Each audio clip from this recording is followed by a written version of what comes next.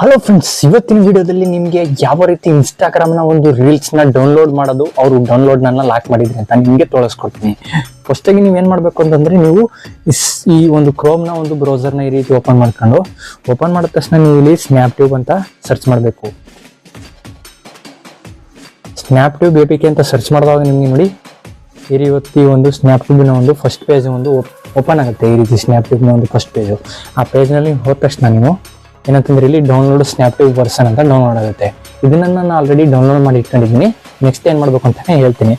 ಏನಂತಂದ್ರೆ ನಿಮ್ಮ ಒಂದು ಇನ್ಸ್ಟಾಗ್ರಾಮ್ನ ಒಂದು ರೀಲ್ನ ಓಪನ್ ಮಾಡ್ಕೋಬೇಕು.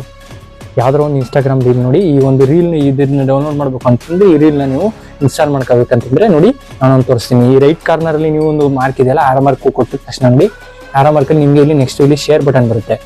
ನೀವು ನೋಡ್ತಾ ಇರ್ಬೋದು. ಇಲ್ಲಿ ಒಂದು ಶೇರ್ ಬಟನ್ ಕೊಟ್ಟರೆ HD ಕ್ವಾಲಿಟಿ ಡೌನ್ಲೋಡ್ ಬೇಕಂದ್ರೆ ಶೇರ್ ಬಟನ್ ಕೊಟ್ಟು ನೋಡಿ, ಈ ಸ್ನ್ಯಾಪ್ ಡೌನ್ ಒಂದು ಆ್ಯಪ್